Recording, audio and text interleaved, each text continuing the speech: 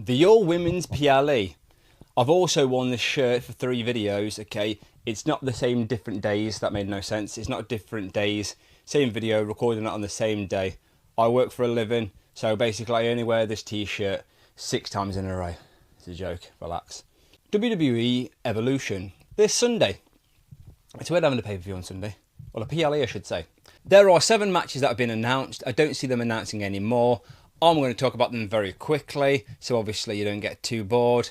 Right, let's go for the first match, which is for the WWE, I assume, or is it the World Tag Team? Just the Women's Tag Team Championships of the Defenders. Okay.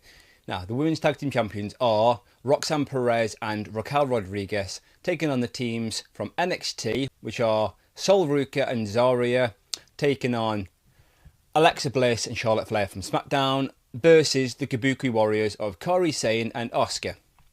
Now, each woman has a reason as to why they should win. For example, the actual champions. Roxanne Perez has never defended these titles, so for her to become a champion and then lose would be quite stupid, really. But it also makes sense because when Liv Morgan comes back, she'll be like, I never actually lost the titles, it's your fault. Go into a feud, great, okay? Story for another day. Let's take the NXT women, for example. Okay, if Sol Ruca wins, she will be a 3-time champion, I believe. A tag team holder, the Speed Championship, and the Women's North American Championship. Also, it gives Zarya her first title, I believe. Please correct me if I'm wrong. Okay, then you've got the team of Charlotte Flair and Alexa Bliss. Charlotte Flair actually winning a mid-card title. I'm pretty sure she won it with Asuka, but nobody remembers that. I don't even know why I remember it. Okay. Then you've got the team of the Kabuki Warriors, just reunited, literally just for this pay-per-view, you can tell, okay? They've just returned. Why not? Everyone loves Asuka, everyone loves Kairi Sane, give it to them. I think I'm going to have to go for Raquel Rodriguez and Roxanne Perez from the Judgment Day. Now, a lot of people are probably going to say it's going to be Charlotte Flair and Alexa Bliss, but what you could do with that situation is have them basically work well as a team. Maybe Alexa saves Charlotte, and Charlotte's like, okay, I understand what we're doing here. Right, okay, and then build to another one, and maybe they win at SummerSlam, for example. But here, I'm going to go for the Judgment Day of Roxanne Perez and Raquel Rodriguez. Now, on to another title match.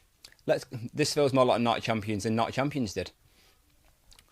Bayley versus Lyra Valkyria versus the Intercontinental Champion, because it's for the Intercontinental Championship, of Becky Lynch. Of Becky Lynch, that sounds weird. They're not challenging for Becky Lynch. Okay.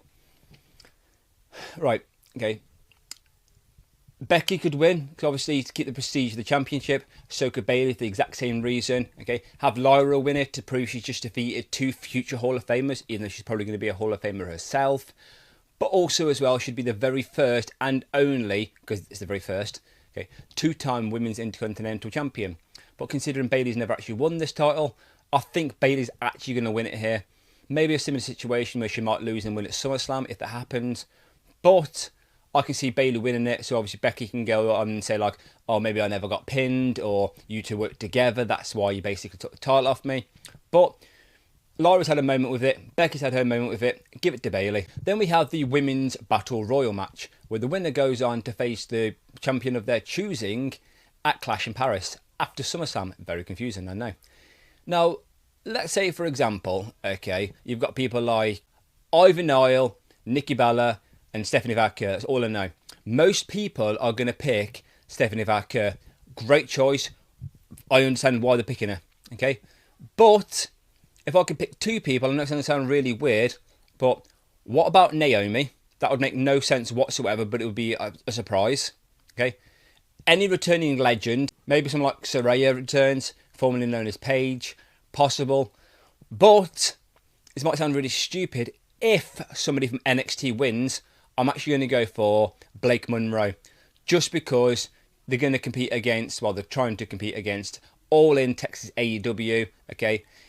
Blake Monroe, formerly known as Mariah May, who better than to basically give her the title push? But she just arrived in NXT, so that's really, really stupid. The logical answer, okay, would be Stephanie Vaquer, but I want to be different. I'm going to say Blake Monroe, which is probably not even in the match, but still. Yeah, that's probably one I'm definitely going to lose on. But you know what? Don't take chances, then you don't get a few views. Then we have a no-holds-barred match. Jade Cargill versus Naomi, a rematch from WrestleMania. Naomi is your Money in the Bank holder, contract holder, yeah. Okay, and Jade Cargill is your Queen of the Ring. You can't have Jade Cargill lose this, okay, then go into SummerSlam and basically be a threat for the title. It would make no sense. Naomi could lose every single match and still be a threat because she decides when she's the strongest and they're the weakest in a championship match. So everyone already basically knows this. If Naomi wins, it's really, really stupid. Okay, maybe she'd do it basically to knock down the confidence of Jade, or if Bianca Belair basically returns, she might also win the Battle Royal, but I've said it already. Yeah, Jade's got to win this, otherwise it just makes no sense. Now, you've got, okay, the NXT Women's Championship on the line. Jacy Jayne defending against Jordynne Grace, who won a fatal four-way match, or a four-way match, then... No, sorry, she won a singles match, then a fatal four-way match, I think, or the other way around, one of them two. Right, okay. The thing is, though, okay, you've got Slammiversary from TNA, where it's going to be title versus title. So it's either going to be Masha Slamovich, who is your Knockouts Women's Champion, taking on Jordynne Grace or Jacy Jayne. Jordynne Grace lost the TNA Knockouts Championship to Masha Slamovich. So do they run that back when she's the NXT Women's Champion? But then you've also had Jacy Jayne basically going over to TNA to basically attack Masha Slamovich. But then Jacy Jayne's also got a program with Blake Monroe. But then does Blake Monroe and Jacy Jayne carry on the feud if she's not the champion? To me, see, right, it makes sense to go for Jordynne Grace to actually win this one, because how many title matches is she actually going to lose? But yeah, maybe that's why they're doing Blake Monroe versus Jacy Jayne. Maybe they don't need a title yet because Blake Monroe's only just turned up. Even though I said she's going to win the Battle Royal for a championship opportunity, don't ask. Okay. I'm actually going to go for Jordynne Grace to win this one, then go on to represent WWE, taking on Masha Slamovich for title versus title at Slammiversary. Maybe stupid, but yeah, here we go. Final two matches. First one for the WWE Women's Championship. Tiffany Stratton versus Trish Stratus. People are saying like, oh, why does Trish get a title match? Goldberg just comes back. Goldberg came back and claimed it. Trish was given it. Okay. Trish hasn't asked for a title match in God knows how long. Okay. She's great. She's a Hall of Famer. What has she done to basically earn all this?